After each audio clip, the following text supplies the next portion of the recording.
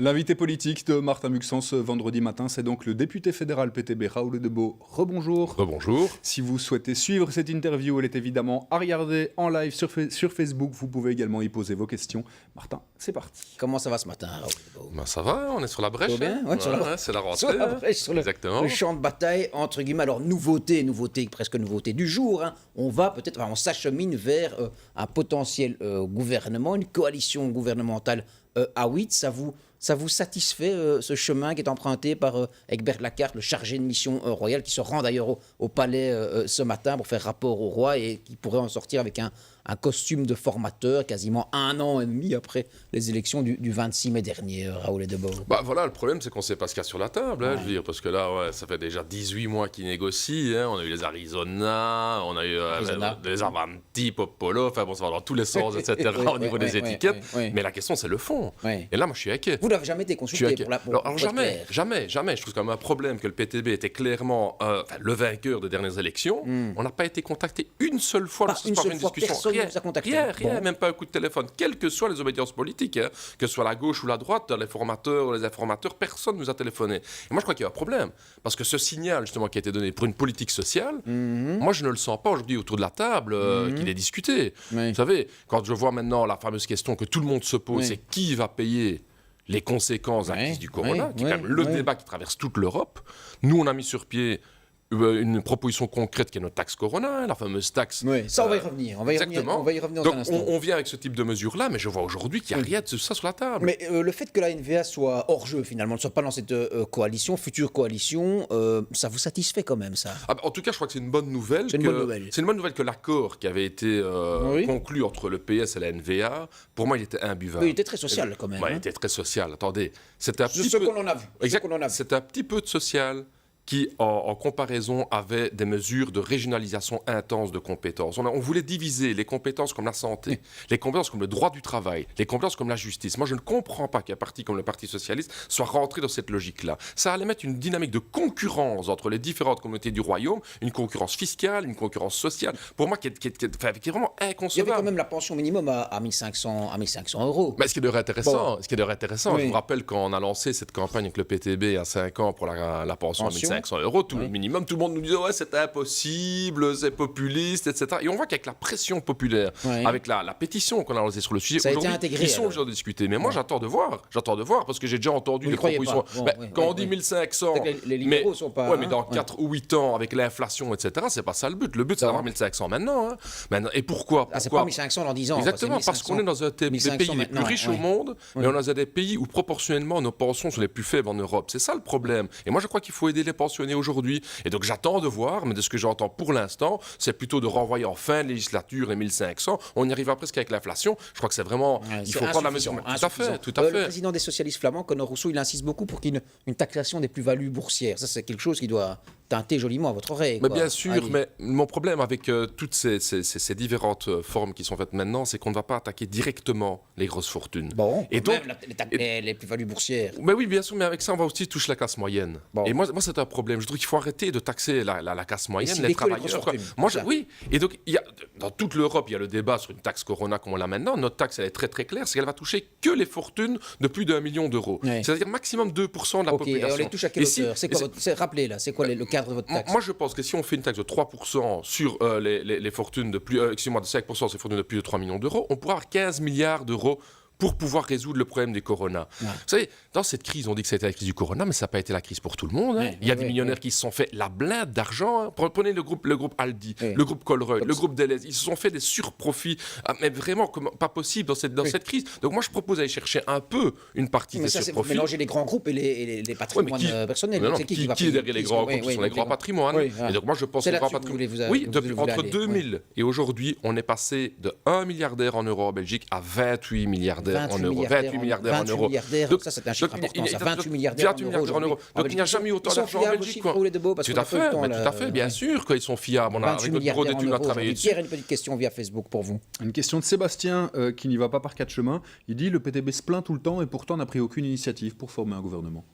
Nous, on a demandé à être reçus par Mme Wilmez, on a demandé à être reçus par les informateurs. Vous avez demandé à être reçus, mais vous n'avez pas pris d'initiative. Attendez, officiellement, vous avez demandé. Si vous êtes les gagnants des élections, on peut prendre des initiatives. On va commencer à forcer la porte et les fenêtres non plus pour rentrer. Hein, si les autres partis traditionnels nous veulent pas. Quoi, on propose ici que je rentre par la porte ou non, pas? non, ça va pas aller comme ça. À aucun moment nous a invités. Et je trouve que c'est un problème démocratique. Je dis pas qu'on serait arrivé forcément à un accord. On a eu des débats compliqués. Vous savez, le PTB est à partir des principes. Mais on aurait quand même pu au minimum discuter. Donc moi, je dis aux citoyens qui nous disent, franchement, le PTB doit prendre ses responsabilités. Ils ont raison. Parce que les citoyens, certains se disent on vote pour le PTB, mais finalement, on n'a rien derrière. Mais ils ont raison. Alors on revient toujours sur l'épisode wallon où vous aviez été consulté. Mais ils ont tout à fait raison. C'est la raison pour laquelle les partis traditionnels auraient mieux fait de nous inviter. Mais il y a une raison pour qu'on ne nous invite pas. Il ne faut pas tourner autour du pot. Pourquoi on n'invite pas le PTB sous la table? Parce qu'on sait qu'on vient avec des mesures qui sortent du cadre du système. C'est ça la question de la proposition concrète du PTB. Moi, je crois c'est ça avec laquelle il faut venir. Quand nous venons avec des propositions concrètes aujourd'hui, au niveau du plan d'investissement. Mais j'en ai déjà parlé. Mais les plans d'investissement. Tout est au ralenti aujourd'hui. La consommation des ménages est en berne. Les investissements dans les entreprises privées ne se feront pas. Les grandes entreprises sont sur une montagne de cash, elles n'investissent pas, et les petites entreprises ne peuvent pas le faire. Nous avons un plan concret. Un plan concret qui demande un investissement massif, un plan de relance, effectivement, mais en investissant du public, avec un grand plan. Il y a 1400 milliards d'euros qui ont été pompés par la Banque Centrale Européenne et la Commission Européenne. Où va se retrouver cet argent-là? Je vais vous le dire. Chez les spéculateurs, comme dans la crise bancaire de 2008. Moi, je propose concrètement aujourd'hui avec le PTB qu'on ait un plan où on investit des milliards dans l'énergie verte sous contrôle public, dans la mobilité sous contrôle public. Ça, c'est des propositions concrètes. Et moi, je ne comprends pas qu'on en discute pas avec les partis traditionnels. Vous me faites une belle transition sur l'énergie. Un des points qui est sur la table, c'est cette fameuse sortie du nucléaire. Vous vous positionnez comment là-dessus? On sait que les écologistes, ils mettent ça comme condition évidemment pour intégrer une coalition. Ils disent voilà, on pas touche au calendrier de sortie du nucléaire. D'autres, en revanche, le CDNV, les libéraux flamands sont plus réticents à fermer ces centrales. Vous dites quoi, vous? Mais moi, je suis plutôt d'accord évidemment avec les écologistes. Donc on ferme les centrales nucléaires, on sort du nucléaire. Attendez, il y a un accord clair. Vous avez vu ce qui se passe maintenant avec les réacteurs de Tihange 2, franchement, avec les fissures qu'on a dit, oui, mais c'est pas grave, elles sont verticales, elles sont pas horizontales. C'est une manière. Et sortir du nucléaire, ça va peut-être coûter aux gens aussi, aux citoyens. Mais pas du tout. Verte, c'est pas la moins chère. Mais le secteur de l'énergie se fait des blindes d'argent sur notre dos. On a quasiment un monopole de fait avec une entreprise comme Electrabel qui nous a pompé des milliards ces dernières années. Alors, qu'est-ce que vous proposez là? On ferme centrale et qu'on investisse massivement de la part du public dans la production d'énergie verte. Il y a des villes allemandes qui le font aujourd'hui, des villes comme Munich, des villes comme Berlin investissent elles-mêmes directement dans la production d'énergie verte. Si on attend que le marché économique, le marché libre, va résoudre le problème énergétique, je n'y crois pas. Pourquoi? Parce qu'effectivement, tant qu'il y aura des monopoles qui vont pouvoir investir eux-mêmes dans l'énergie soit fossile, soit nucléaire, l'énergie verte ne sera pas rentable. Et donc le capitalisme n'est pas capable de résoudre les problèmes écologiques. Tout à fait. Il faut avoir une intrusion dans le marché qui ne peut pas répondre aux problèmes écologiques et urgents qu'il y a aujourd'hui. Une petite précision de Sébastien qui dit l'argent européen va chez le spéculateur. Est-ce que vous pouvez expliquer? C'est l'idée que la théorie du ruissellement ne fonctionne pas? Bien sûr que non. Cette fameuse fable libérale qu'on nous avait dit, vous savez bien qu'on va disperser l'argent chez les riches, ça va retomber, mais l'argent elle reste chez les riches évidemment. C'est ce qui s'est passé. Il est bloqué à un étage. Il bloque à un étage, et un étage 2% de la population qui se fait la blinde d'argent. Moi je demande que cet argent justement arrive chez les gens, et c'est ce qui s'est passé en 2008. Moi je n'invente pas une théorie de n'importe qui. En 2008, ces milliards d'euros qui ont été pompés par la Banque Centrale aujourd'hui, où se retrouvent-elles? Dans les bulles spéculatives. Pourquoi? Parce que les banques reçoivent cet argent et tout ce qu'elles veulent faire, c'est voir où elles peuvent investir qui rapporte le plus. Et qu'est-ce qu'elles rachètent? Elles rachètent les propres actions au niveau des entreprises, elles rachètent tous des produits financiers, mais pas un investissement dans l'économie réelle. C'est intéressant parce que je reviens une seconde quand même sur cette taxation des plus-values boursières. Vous n'avez pas dit si vous étiez bien sûr qu'on est pour. Bien sûr. Mais moi, ma crainte, je le dis franchement, que ce soit les plus-values boursières, que ce soit au niveau de taxes sur les comptes titres, etc., c'est qu'on touche aussi la classe moyenne. Et ça, c'est un petit peu mon problème. C'est que toujours quand les partis traditionnels parlent, on va faire payer un peu les plus riches, on parle alors des gens. On cible souvent la classe moyenne. Oui, mais c'est vrai quand même. Et alors, on va taxer les familles où il y a deux revenus qui rentrent, exactement. Raoul Edebo, autre point d'accroche plutôt éthique là, sur la formation du gouvernement, c'est la dépénalisation de l'IVG. Les chrétiens démocrates francophones et flamands finalement ne veulent pas qu'on revoie, qu'on dépénalise et qu'on rallonge les délais. Votre position là-dessus, vous étiez très en pointe aussi. Bien sûr. Qu'est-ce que vous pensez philosophiquement du fait qu'on mette ces points en... Moi je trouve ça scandaleux. Il y a eu tout un travail depuis plus d'un an au Parlement. On a débattu des heures et des heures. Des experts sont venus. Je crois que le débat il a eu lieu. Il est temps de passer au vote. C'est quand même démocratique de pouvoir voter. Alors j'entends bien que le CDNV devient nerveux parce qu'il voit qu'il y a une majorité alternative, parce que je rappelle que le PTB, qui est un parti constructif évidemment, a travaillé avec les autres partis, le PS et écolos, les socialistes flamands pour arriver à un accord. Et maintenant qu'il est là, mais qu'on le vote au Parlement. Et qu'on arrête d'en faire de chantage avec les thèmes éthiques. Mais pas les thèmes, on arrête de faire du marchandage sur le corps des femmes. Moi, c'est ça qui me dégoûte vraiment. C'est qu'on fait la politique politicienne alors qu'aujourd'hui, il y a des femmes qui souffrent. Des femmes 5 à 600 femmes qui par an vont dans les Pays-Bas dans une souffrance sociale, dans une souffrance psychologique pour aller en catimini, aller avorter, alors qu'aujourd'hui, on pourrait le faire dans un cadre évidemment médical complètement réglementé. Je trouve ça scandaleux qu'on en fasse du corps des femmes un point de marchandage entre les partis politiques. Raoul Debo, 1 an et demi après avoir voté ou quasiment, est-ce qu'il n'est pas temps de redonner la parole aux citoyens et de retourner voter? Moi, j'ai toujours dit qu'on n'était évidemment pas contraire du tout à retourner au vote, mais je le dis aux citoyens aussi, même si un gouvernement se forme maintenant, qu'on ne baisse pas les bras, la mobilisation sociale, c'est elle qui doit pouvoir reprendre. Pour vous, c'est du pain béni, ce gouvernement à 8 partis. Vous serez les seuls dans l'opposition, finalement. Oui, mais bon, pain béni, ça dépend ce qu'ils vont faire. Moi, je pense aux gens. Moi, l'opposition, moi, c'est pas ça qui m'intéresse. Ce qui m'intéresse, c'est ce qui va se passer avec les gens. Et de ce côté-là, on est à se mobiliser. Ce week-end, les acteurs du secteur culturel, événementiel mobilisent. Ils ont raison. Qu'on arrête au nom des mesures sanitaires, au nom du masque, d'essayer de nous bafouer la parole. Moi, je dis qu'il est temps de reprendre place dans l'action sociale. Et que donc l'ensemble des acteurs, que ce soit les acteurs culturels... remobilisation, exactement. Endigué un peu par le coronavirus. Mais oui, bien sûr, parce qu'il y a un enjeu de société. Monsieur Buxor, il y a quelque chose qui me révolte. Les héros du corona, les premiers mois, on avait parlé, les éboueurs, la distribution, le secteur des soins, mais il est temps de revaloriser leur salaire. Regardez ça, Aldi, ce qui s'est passé la semaine passée chez Aldi, c'est quand même grave. Au moment de la crise du corona, le patron de Aldi, monsieur Albrecht, 34 milliards de patrimoine en euros, décide sous la pression de donner 1 euro de plus par jour sous forme de chèque repas aux travailleurs d'Aldi. Un petit euro. Qu'est-ce qu'il décide il y a 3 semaines de le retirer parce que pour lui, la crise du corona est terminée. Est-ce que vous voyez le mépris qui existe chez le grand patronat pour les travailleurs? Les travailleurs de Aldi sont mobilisés. Les travailleurs de Aldi sont mobilisés. Elles ont eu raison de mobiliser ces caissiers et elles ont gagné de récupérer cet euro. Et dans les semaines à venir, je crois que le mouvement social doit se faire entendre. Plus dur, ok. Pierre. 2 questions d'abord par rapport à l'opposition. Est-ce que c'est tenable d'être dans l'opposition tout seul avec la NVA et le Vlaams Belang?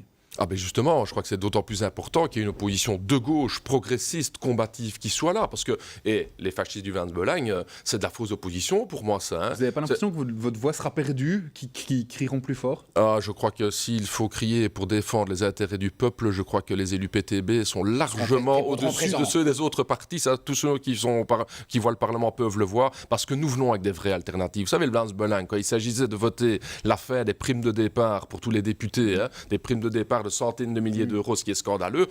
Les élus de Vlaams Belang votent contre. Pourquoi? Ils essayent de se mettre du fric dans la poche. Les élus de Vlaams Belang, ils sont les premiers à aller bouffer au râtelier. Donc il y a une vraie opposition sociale. Quand les libéraux, par exemple, Georges-Louis Boucher, vous met sur le même pied que le Vlaams Belang en disant extrême gauche, extrême droite, c'est pas dans le spectre politique démocratique. Mais c'est vraiment scandaleux. C'est vraiment scandaleux. On rappelle quand même qui sont les résistants qui ont résisté contre les fascistes ici en Belgique. Bien sûr que les communistes étaient en première ligne, le Parti communiste était présent. Je vous rappelle. Donc de ce côté-là, de faire un amalgame entre extrême gauche et extrême droite, le PTB, c'est pas un parti extrémiste. J'en ai marre. Ça, c'est des petites catégories pour pouvoir extrême gauche, c'est pas. Pas du tout. Pas du tout. Non, on a la gauche. C'est pas de ma faute si tous les autres partis ont viré vers la droite. Donc vous dites vous êtes de gauche, pas d'extrême gauche. Bien sûr. Mais qu'est-ce qu'il y a d'extrémiste dans les propositions? Ça, je sais pas. Faut appeler à chercher. Mais en tout cas, c'est pas nous, quoi. Moi, si tous les partis vont vers le centre. Vous êtes de gauche, simplement. Exactement. Exactement. Mais c'est quand même clair les propositions qu'on fait avec le PTB. Quand nous proposons un salaire minimum de 14 € de l'heure pour les travailleurs en Belgique, c'est extrémiste comme proposition. Mais il y a des choses qui vont très loin, comme la nationalisation du secteur de l'énergie. Par exemple, tac, on frappe à la porte et on vous prend votre vous prend votre entreprise. Ça, c'est quand même, c'est pas des propositions de gauche classique. Raoul Debo, attendez, je vous rappelle quand même, dans les années 80, Mitterrand est venu aussi avec des propositions de nationalisation. En 2008, on a nationalisé une partie du secteur bancaire. Mitterrand gouvernait avec des communistes. Oui, c'est ça. Donc je veux dire, de ce côté-là. Donc vous ne pouvez pas tout à fait faire exclure l'extrême gauche de ces possibilités-là. Il y a un fond quand même. Mais moi, je suis d'accord. Gauche radicale ou. Non, mais gauche radicale, radical, le côté d'aller à la racine. Extrême gauche, c'est une théorie qui nous vient des États-Unis pour mettre sur même pied l'extrême droite et l'extrême gauche. Ça, je suis en total désaccord. Si vous me dites que je suis gauche radicale, c'est-à-dire aller à la racine, c'est ça que veut dire le mot radical. Évidemment qu'il y a une gauche radicale, mais je le répète, c'est pas de ma faute si tous les autres partis ont viré vers l'extrême centre. Ce centrisme mou qui nous vient de la Commission européenne, quoi. Que ce soit les écoles, c'est clair. Voter la chasse aux chômeurs, c'est pas une mesure de gauche. Quand on arrête de dire, d'accord. C'est une question de Patricia. Quant à la possibilité de nouvelles élections, ce que vous disiez tout à l'heure avec une participation au gouvernement. C'est-à-dire que là, la seule possibilité, c'est un vote massif PTB pour faire passer vos idées, pour presque les imposer, parce que où est-ce qu'il y a quand même toujours des possibilités de coalition? Mais comme j'ai dit tout à l'heure, donc effectivement, il y a un vote massif pour pouvoir avoir un rapport de force. En politique, tout est rapport de force. Si c'est pour avoir une participation du PTB, mais je vous rappelle que personne ne nous a invité même à y reparler, mais pour une participation PTB et que nous-mêmes allons voter des mesures antisociales, les gens ne comprendraient pas qu'on le fasse. Mais deuxièmement, il n'y a pas que les élections. Il y a la mobilisation citoyenne. Regardez la pension à 1 500 €. Vous vous souvenez, quand on l'a lancée, vous vous souvenez, on était en interview. C'est irréaliste, ça ne va pas être possible, 1 500 €. Et nous, on a pris le réalisme des gens. Et je pense qu'on peut vraiment aller chercher pas mal de victoires. Le fonds blouse blanche, c'est vraiment un exemple intéressant. 1 milliard pour les blouses blanches. On est venu avec le PTB, avec notre amendement, et ça a été soutenu par les autres partis parce qu'il y a une mobilisation du secteur. Raoul Debo, pour avancer un peu, il nous reste très peu de temps. La commission Covid commence ce matin au Parlement. Début un peu chaotique, il manque des experts, etc. Début en août aussi un peu difficile. Vous en attendez quoi, très brièvement? Mais j'en attends beaucoup, mais le problème, c'est qu'on a... spéciale, hein. Oui, mais le problème, c'est que ce n'est qu'une commission spéciale. Pas une commission d'enquête. Comment expliquer aux Belges que les autres partis traditionnels ont refusé d'en faire une commission d'enquête? Une commission d'enquête a le droit de revendiquer des documents qui doivent être donnés. Oui, mais c'est pas un détail. Sophie Merckx, notre députée, est en train de demander depuis des semaines de recevoir les contrats qui ont été signés entre les grandes compagnies pharmaceutiques et les contrats de testing, de recevoir tous ces documents secrets aujourd'hui. Elle ne les reçoit pas. Donc il faudra que ça se transforme en commission d'enquête, c'est indiscutablement, et c'est un des enjeux aujourd'hui. On a le droit de savoir tout ce qui s'est passé pendant cette crise du corona. Encore une question très brièvement sur l'affaire Chovanec, l'affaire Yambon également, le racisme au sein des forces de police belges. Il y en a, il y en a pas, il y en a plus que dans la société. Bien sûr qu'il y en a. Il y a des antiracistes, ça c'est clair. Il y a du racisme. Mon problème, c'est comment la hiérarchie et le ministère Yambon couvrent tout ça. Parce que c'est quand même grave ce qui s'est passé. On a un mort dans un commissariat et on a un ministre, Yann Yambon, qui a continué son boulot comme si de rien n'était. Je ne me souviens pas. À 2 reprises, il y a un ambassadeur quand même d'un pays souverain comme la Slovaquie qui vient l'interpeller. Et qu'est-ce qu'il dit ? Les choses continuent. Et ça dit beaucoup sur comment la NVA et le sommet de la police voient ces violences policières. Elle les cautionne. Et ça, je ne peux pas accepter qu'un ministre rende dans cette logique-là. Ce sera le mot de la fin. Merci beaucoup, Raoul Debo, d'être passé nous voir ce vendredi matin sur N24. Avec plaisir. Merci beaucoup, Raoul Debo. Merci, Martin. Vous restez sur le plateau dans quelques instants. Maxime Prévost. Juste avant ça, à quel temps faut-il s'attendre pour ce vendredi matin ?